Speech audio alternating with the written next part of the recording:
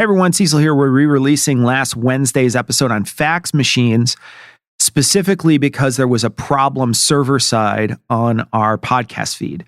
I had uploaded the podcast like I normally do with a very similar naming convention that I've done for essentially 8 years, which is the podcast number as the title of the episode. There was a server side problem. They had replaced our podcast number with someone else's exact same podcast number in a totally different podcast and placed it on our feed. That happened when the show released last Wednesday. I happened to be away from home that day. Normally it would take a couple minutes and I could fix whatever was the problem, but I was away from hometown, got surgery last Wednesday. So I was with him. And didn't have an opportunity to fix it very quickly. So what happened was a bunch of people listened to our show and they got a totally different podcast. So I'm re-releasing it today very specifically because I'm still fielding questions at this point all the way through the weekend where people are saying, hey, I'm not getting the podcast and you have to like delete it and all kinds of stuff. And I figured, why don't I just re-release it? So if you heard last Wednesday's episode, you're caught up. There's nothing to catch up on. If last week you happen to tune into our podcast and you got some crazy random show that wasn't our show, it was like a mom show, this show you missed. So go ahead, listen, enjoy, and a regular show should be out this week. And I'm going to change my naming conventions, I guess, now. I didn't realize that was going to be an issue. All right, so sorry for any problems that caused. And like I say, here's the show.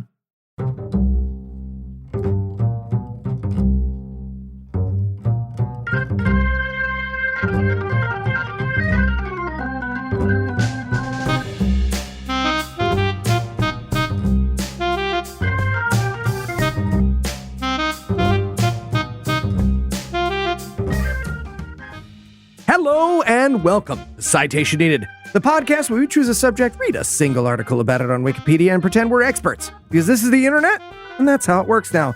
I'm Eli Bosnick, and I'll be presenting the facts this evening, but I'll need some hastily printed extras. Noah, Keith, Cecil, and Tom. I do make that screechy fax sound when you pick up the phone I'm on, so yeah, no, I get it. Okay, my entire generation cannot come without the sound of dial-up. Thank you, Noah, I think. I really like to think of myself as the PC load letter of our show. Interesting. I've always said that. I've always said that. Now, before we begin tonight, I'd like to take a moment to thank our patrons. Patrons, without you, none of us would have the cash to reproduce. And I do mean on paper. Couldn't quite get that Staples 26 cents a page without you. So, if you'd like to learn how to join their ranks, be sure to stick around till the end of the show. And with that out of the way, tell us, no illusions, what person, place, thing, concept, phenomenon, or event will we be talking about today? Is Staples still a thing? Today, we're going to be talking about the delightfully nerdy subject of fax machines.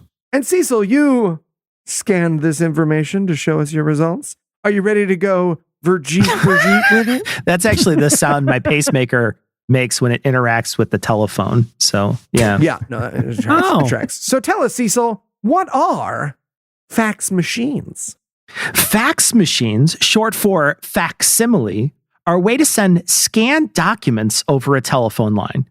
You feed a piece of paper into a fax machine. It scans the whole thing as one big image, turns it into a mess of beeps and tones, and sends it through the phone system to another fax machine. This spits out a printed copy on the other end. Early versions used analog signals to send varying shades of darkness, but since the 1980s, they've been mostly digital, using compression to skip over large patches of empty space and get things done faster. It's like sending a photo over a rotary phone using the power of screeching. That's right, podcast listener. Dick pics used to come with a built-in song. That's what I was talking about earlier. Pro tip, TikTok will make it very easy for you to add a full soundtrack to your dick pics now. So technology, boys, technology. Fax machines go back a lot longer than you would think. The first fax machine was invented in 1846 and was called an electric printing telegraph. Wow, a term that you almost can't say without instinctually adding, see? Yeah. Electric printing telegraph, you see? Facsimile, yeah. This design was refined, and in 1865, there was a telefax service between Paris and Lyon. And it was 11 years before we invented the telephone. In 1888, the invention of the teleautograph by Elisha Gray pushed fax tech a step further by allowing people to send handwritten signatures over long distances, which made it useful for confirming identity or ownership remotely. Then, on May 19th of 1924, AT&T scientists managed to transmit 15 photographs by telephone from Cleveland to New York using a new method of sending images electronically, a process they'd previously used to send photos over radio. The images were clear enough for newspaper reproduction, which was a big deal at the time because newspapers were a big deal at the time. Yeah, and about 70 years later, elder millennials would unknowingly learn about edging by getting porn over dial-up like I was talking about before. But somehow even slower than a telegraph sending a rotogravure for the folding paper. It was so slow. Oh, man. Whoever figures out loading themed strip clubs is going to have our whole generation's money. Just all of it. Well, so now I'm curious what kind of porn you could get on the electric printing telegraph. See? Yeah. In 1924, Richard H. Ranger, a designer for RCA, invented the wireless photoradiogram, also known as the transoceanic radio facsimile. This was basically the grandparent of the modern fax machine.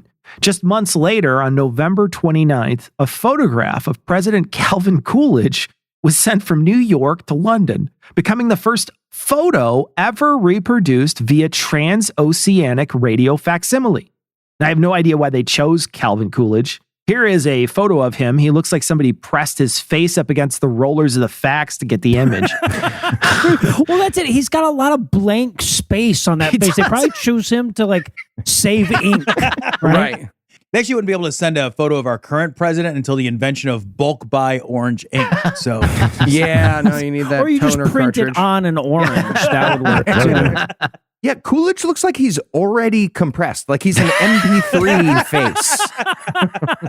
By the late 1930s, the Finch facsimile systems took things a step further, transmitting a kind of radio newspaper directly into people's homes using commercial AM radio stations and regular receivers fitted with thermal paper printers. The Finch printer was pricey, the thermal paper wasn't cheap, AM radio was slow and glitchy, and the end product was basically a tiny newsletter. Or if you don't know what that is, think it's like a handwritten podcast. As you can guess, it was very niche, like this podcast. After more, like Eli's blog. No, some people had them. After more than a decade of trying to make it work, the public still preferred their full-size, dirt cheap newspapers that someone walked to their door to a thermal paper version that they had to wait for this machine to shut out. Also, people looked to radio for breaking news, so why take the time to turn those waves into a slowly printed document? And the thing died like it should have. News. Yeah, right? Yeah. and still, no matter how much news of the day, it was still shorter than a printed CVS receipt. So. Right. Xerox made what is considered the first modern telephone line fax machine in 1964, then refined and made it smaller and able to hook up to a regular phone line a couple years later. Okay, I think it's a bit much to call any telephone line fax machine modern. That's fair. That's fair. This baby could transmit a letter-sized document in about 6 minutes. The fact, Jesus Christ. So much faster than the porn I grew up on. The fax machine continued to evolve, and Xerox was able to integrate it into copiers and use the same photocell technology to scan documents. So the days of drawing out your fax by hand on a spinning drum had come to a close. All right. Well, I'm convinced to try sending Heath a fax of a bulldog to see if the medium is the problem. So I'll need everyone to get off the phone, internet, and power in my house while we take a quick break for some apropos of nothing.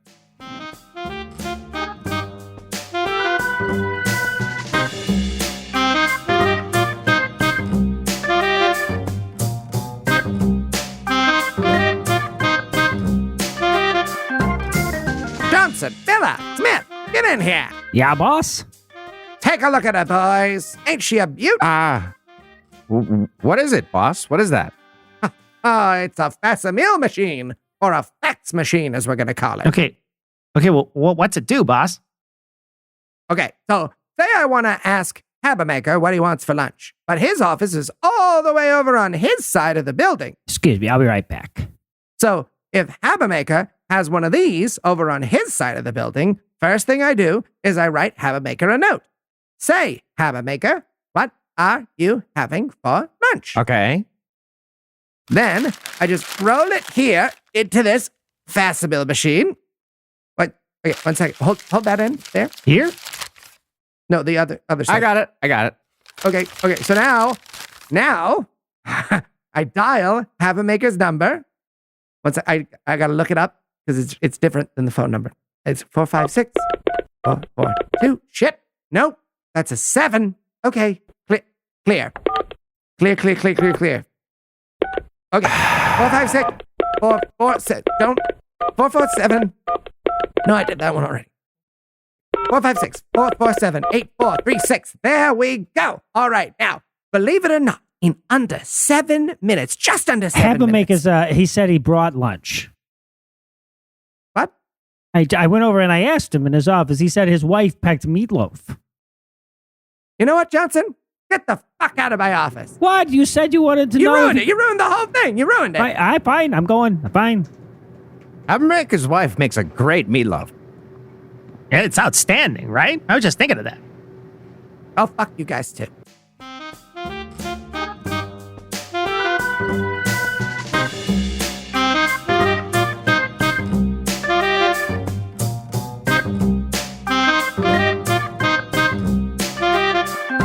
All right, guys, you ready for ads? Sure am. What's the sponsor this week? Like a food box? Clothing thing? Ooh, maybe the picture frame. Nope.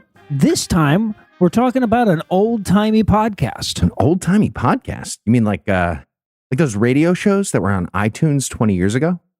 Ooh, one of those old records with the clicks and the hisses and stuff? No, guys. On an old-timey podcast, history class gets hilariously inappropriate. Kristen and Norman Caruso team up to deliver a history podcast that is well-researched, wide-ranging, and deeply silly. In other words, it's a podcast for intellectuals. Intellectuals who make fart jokes, that is.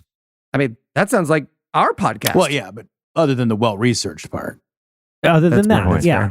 If you like our show, you're going to love an old-timey podcast. Whether you like multi-part deep dives or a quick look at a strange historical story, an old-timey podcast has you covered. I do like all of those things. You sure do. And so will our audience. An old-timey podcast is available wherever you listen to podcasts. And I'm the wool dash. Not on the first ad, man. Nope. Yep. Got it.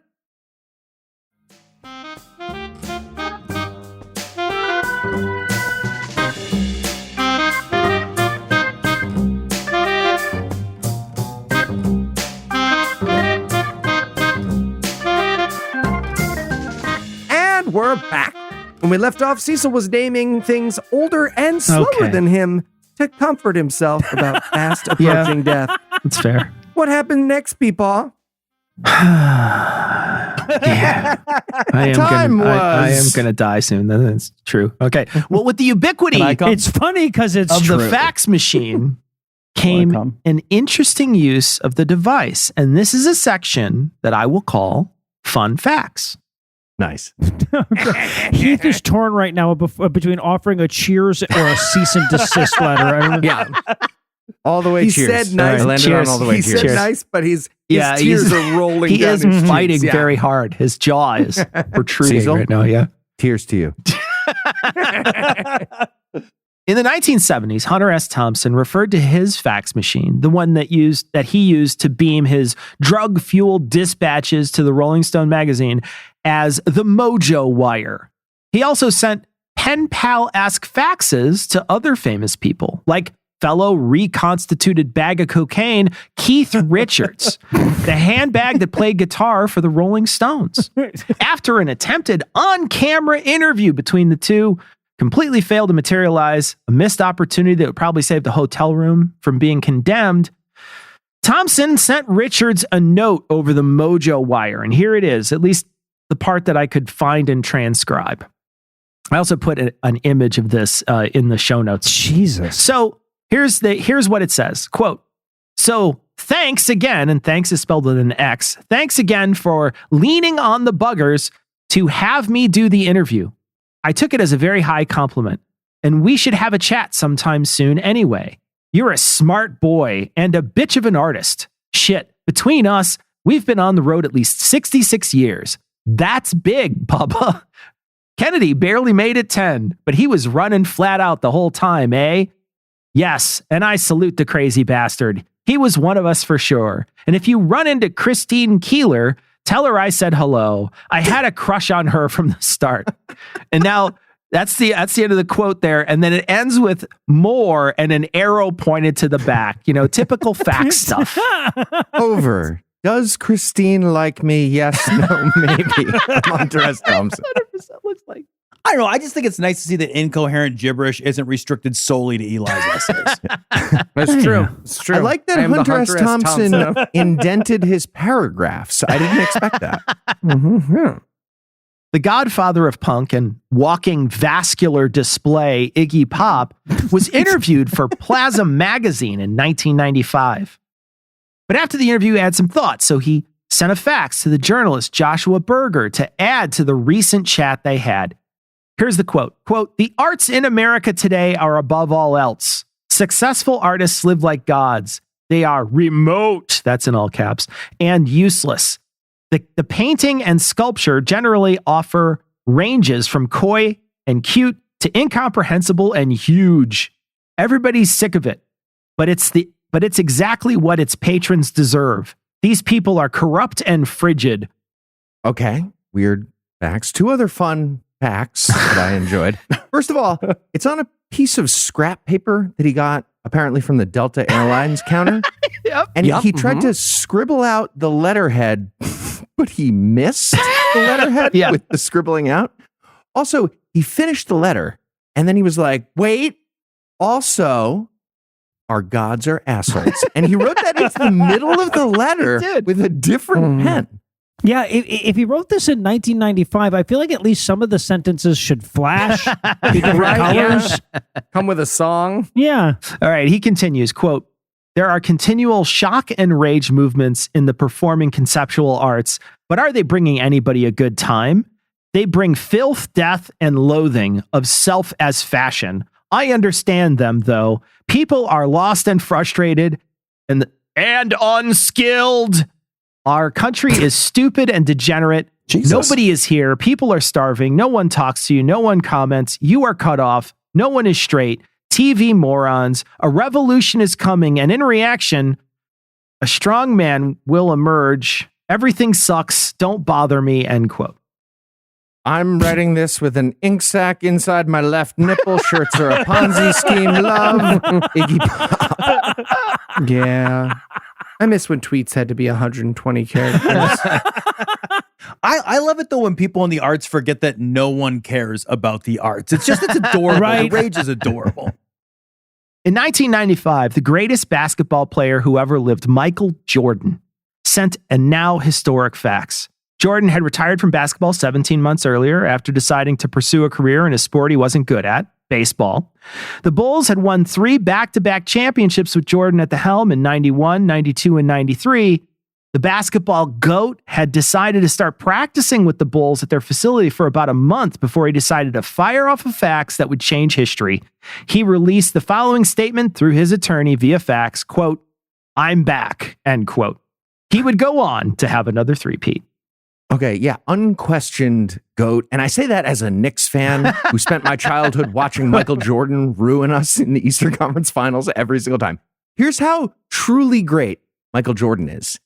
He had a literal Hitler mustache and nobody said a word about it. He did. True. That mustache was gone for 50 years of society at this point. Everybody accepted that rule.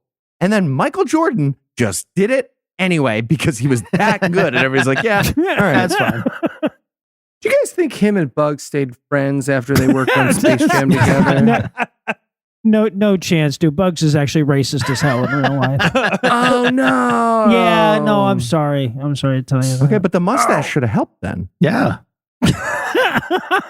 Now, I don't know anything about soccer, but I do know that one of the most famous players ever sent a fax in 2020 using a system of transmitting legal documents in Spain called a burofax. Lionel Messi, through fax, canceled his contract with Barcelona's soccer team to move on to greener pastures. Evidently, it had a contract so favorable, he could just say, nah, anytime before the end of the season, and they had to allow it. Yeah, actually, in the negotiating room, one of the lawyers just shook the other guy's hand, and everyone flopped on the ground for a half hour. It takes forever. Get anything done. In 2011, the richest unemployed family in the world announced that their child was being wed via fax. Prince William and Catherine Middleton sent out the fax to other vestigial royalty around Europe to tell them that they were getting married and to save the date. An outdated and useless position probably wants to use things from an outdated and useless technology. Sure. They eventually wrote out 1,800 gold embossed invitations to all their 1,800 guests, but they sent the fax out to make sure all the heads of the European states would check their mail. Yeah, and by they, Cecil means their servants. I'm pretty sure William wasn't getting hand cramps at the royal. Unless that's where his laptop is. Okay. All right, dude. King Prince Charles has a guy who squeezes his toothpaste onto his toothbrush for him. There is no chance in hell William's choking his own chicken. Right? Not only does he have a guy to choke it, he's probably got another guy to be the dick. Right? Like somebody. Sandra Bullock was married to TV personality and host of Monster Garage, Jesse James. Sure. Makes no sense. During their marriage, Moo Jesse James. Allegations of James having flings with several women circulated, churned up by media outlets like TMZ. This was enough for them to divorce in 2010. One of his side chicks, who he had a 2-year affair with, sent a fax to Bullock's agent. Quote, I know this message... Do the voice. I can't. No, I'm not going to. Should I do the voice, you think? You should absolutely. That's how she talked. That's how she talked in real reality. I fucking promise. All right. On Eli's urging, I will tag in Boston Lady for this one. Quote, I know this message will most likely go unanswered, but I want you to know that I am sorry for any hurt and pain that I have caused you. My actions of engaging with a married man are unforgivable, and I never meant you any harm. I compromised my beliefs on several occasions, and as a result, I will never forgive myself. End quote. I already forgave myself. Yeah, exactly. Yeah. I feel real bad about almost giving that Mr. Geniality lady AIDS. I should fax her. In the same year, around the same time, ThinkGeek had a fun April Fool's Day prank where they advertised their new product, canned unicorn meat. Their tagline read, "Pate is passe, unicorn, the new white meat." And it was an excellent source of sparkles. That's what they said as well. Pranksters didn't realize that the phrase marketing their fake product was terribly similar to the National Pork Board tagline, "The other white meat." ThinkGeek was sent a cease and desist letter via fax machine. Were pork producers worried about market confusion? That people would buy pork chops expecting unicorn chops? Apparently, yes. Well, ThinkGeek decided to post the letter on their website with commentary. Quote, luckily, the sisters at Radiant Farms, where the unicorns are nursed through old age before being slaughtered, canned, and brought to market at ThinkGeek, have nothing to worry about. This kind of use is protected as parody. We're hoping the National Pork Board doesn't tell the sisters that the unicorns don't actually exist. It'll break their sparkly little hearts. End quote. They also publicly apologized for the confusion. Sisters are also sparkly? Yeah. Or just their hearts sparkly? Like maybe, maybe. Metaphorically sparkly? Maybe, okay. yeah. Withdrawn. They also publicly apologized for the confusion. Quote, it was never our intention to cause a national crisis and misguide American citizens regarding the differences between the pig and the unicorn, said Scott Kaufman, president and CEO of GeekNet. In fact, ThinkGeek's canned unicorn meat is sparkly, a bit red, and not approved by any government entity. We'd also like to extend a special discount to everyone we offended with our portrayal of unicorn meat as the new white meat, and for a limited time, take $10 off any order of $40 or more using the code PORKBOARD at checkout. Okay, that's funny, but if I'm Think Geek, I'm going a little harder. Like, interesting timing for a lawsuit, Pork Board. Last week, we caught the president of the National Pork Board fucking one of our unicorns. That's right. And she's pregnant now. We demand a DNA test. Get in there. Amazing. Speaking of pranks, a fun way to make someone run out to Staples from our fax toner was to send someone a fully black page via fax. This was something of a low-tech analog denial of service attack. Because fax machines didn't compress solid black images really well, you would send a short jet black page, and the receiving machine would just spit out page after page of useless ink waste, clogging the line and draining the toner. It cost the recipient money, jammed up their machine, and made the whole system unusable. Black faxes were sometimes used to harass government offices, troll junk faxers in return, or just prank people for fun. Oh, remember when pranks wasn't code for assholes doing hate crimes? I don't remember that. I feel like rendering a fax machine useless is redundant, but maybe that's what just my recency bias shining through there. The really committed could level up the black fax attack by just taping a few black pages end to end and feeding them halfway into the fax machine. And you ended up with a genius, whoever thought of that. Endless loop of darkness cycling through the target's fax machine until he either jammed or ran out of ink or toner or will to live. When faxing went digital, things didn't exactly improve. Now you could use a modem to blast hundreds of pages of black nothingness, or even worse, highly compressed but legit-looking spam that was nearly impossible to filter out. These pranks will lead you to a sparse Wikipedia page called Fax Lore, and on it is a prank urban legend that was distributed via fax in the early days of the device. On the fax is a crude drawing of what looks like Mickey Mouse with an arrow pointing to his hat that says blue and one pointing to his shoes that says yellow. And this fax was a warning about a dangerous drug circulating in New England. It read, quote, "Warning, Mickey Mouse acid, LSD, has been circulated widely through some parts of New England as part of or in the form of a sticker or label that may be affixed to school-aged children. See picture," end quote. But on adults and babies, the sticker just falls right off.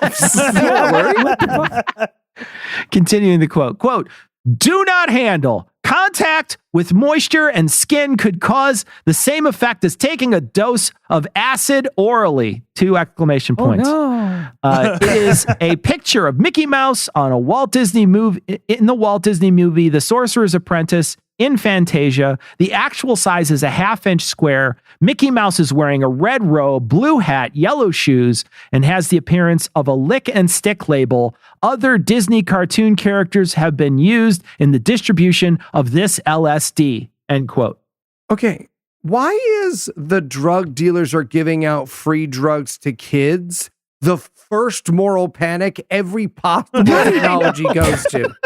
All right, so here's our new business model, guys. We randomly and secretly distribute our product for free so that no one knows what they have or how they can get more. All right? We can't lose. Well, I don't know. As long as we target people who don't have any money, it just might work. Continuing the quote, "If you have seen this substance and know of the whereabouts of this or have any information regarding it, please call your local police department at once," end quote. Yeah, this, of course, reach for the phone at the same time. Was total bullshit. It was alternative facts. Okay, there it is. Snopes says that there is no evidence that there was ever any acid-laced lick and stick tattoos. No. But it didn't stop school systems from sending this message home with kids as a warning to parents to remain vigilant. That's right, son. If you think someone gave you acid, you bring it right home for daddy to try. I mean, turn into the police. The other fax lore that also bled into early email, a popular fax and urban legend, was that a gang initiation ritual was about to be taking place soon, and drivers needed to be on high alert. Here we go. Oh, I Quote, remember this one. Please don't flash your headlights at any car with no headlights on. Police officers is working with the DARE program and has issued this warning. If you are driving after dark and see a oncoming car with no headlights on, do not flash your headlights at them. I don't know. Oh God, we're in a loop. I don't know why that's quoted. I don't understand. This is right. Yeah, that's the part of this you're taking issue with. Yeah, I guess there's more of this. This is a common Bloods gang member initiation game. The new gang member under initiation drives along with no headlights on, and the first car to flash their headlights at them is now his target. He is now required to turn around and chase that car and then shoot and kill the individual in the vehicle in order to complete his initiation requirements. Jesus He'll be Christ. graded too. He could get like a pass, fail. Yeah, right. Police I departments. feel like you could just kill whoever. Unsatisfactory. It's not like anybody's checking, like, wait, did they really do the light thing? That might have been Did the they? second one. No, they Faster send a lights. member with you. Yeah. They got a score sheet. They check all the boxes. And they have their own brake on their side of the car, you know? Yeah. It's got one of those signs on the top. It's like student shooter on the top. Yeah. Please be patient.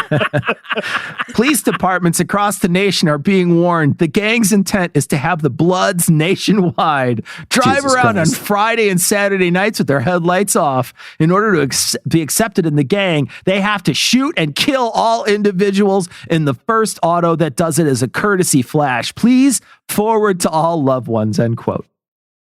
Okay. In the world where this is true and this warning works, are you guys picturing two Blood gang members just riding around in a car for an hour and a half being Damn like, it. hey, little T, I think they all got the facts. I'm thinking of a thing. Yeah, it's been a while. Do you want to just kill anybody instead of this? No, they have to flash their lights. I'm you think thinking they of a have a- thing. all Animal, right. vegetable, mineral. Is it a gun? Yes. All right, Cecil. So if you had to summarize what you've learned in one sentence, what would it be? Turns out anything without editorial control is trash. Uh-huh. Yeah, that's true. All right. And are you ready for the quiz? I am. All right, Cecil, 2025, it's a tough time. And when the world never seems to be living up to your dreams, Okay. then suddenly you're finding out what? A, the facts of life are all about you. Cheers. A. Genuinely had that song in my head for the entire week. It was most of my So weekend. did everybody else. Such a good show. Jesus Christ. Yeah. All right, Cecil, it is 2025. The fax machine is a genuinely outdated and useless piece of technology which explains what? A, why it is still the only way your doctor's office is willing to receive a fucking referral. B, seriously, your surgeon may be doing surgery with robot arms and their office will still want to coordinate the appointment via fax machine. C, they say that's for security. D, it's not that stupid. You can buy a whole ass house online without a fax machine in sight. Secret answer E, all of the above. It's always E. I'm so mad all the time. All right, I got one for you, Cecil. If fax machines existed in antiquity, which fax would have had the most historical importance? A, to Julius Caesar from Spurinna the Soothsayer, for reals about the Ides of March. B, Demeritus to Xerxes. Hey, what if we just land the army past the hot gates? C, to Croesus from Solon the Lawgiver. Yours is a great empire too, you dumbass. Or D, the Greek National Weather Service to residents of Pompeii. All right, but we can all agree it's a volcano, can't we? Oh, gosh. I'm going to go with my favorite one is B. Yeah, that is correct. Yes. You nailed it. What if we just go around? Well, that's what they did. All right, Cecil. What's the best name for Heath and I's retro pornography fax service? A, Baby Got Faxed. B, Fax Fucks. C, Faxy Ladies. Or D, faxes to give you a toner. The only D was funny thing about that Eli's. is how proud I'm you going to go were. with C, Faxy Ladies. Because you didn't write that one. Yes, the one someone else wrote and is much better. You win. Awesome. Well, I'll pick Noah. All right. All right. Well, for Tom, Noah, Cecil, and Heath, I'm Eli Bosnick. Thanking you for hanging out with us today. We'll be back next week. And by then, No Illusions will be an expert on something else. Between now and then, if you put your hand to your ear and your ear to the window, you can hear Tom screaming in pain. And if you'd like to help keep this show going, you don't have to concentrate. It depends on the state. You're right. And if you'd like to help keep this show going, you can make a per episode donation at patreon.com/citationpod or leave us a 5-star review everywhere you can. And if you'd like to get in touch with us, check out past episodes, connect with us on social media, or check the show notes, be sure to check out citationpod.com.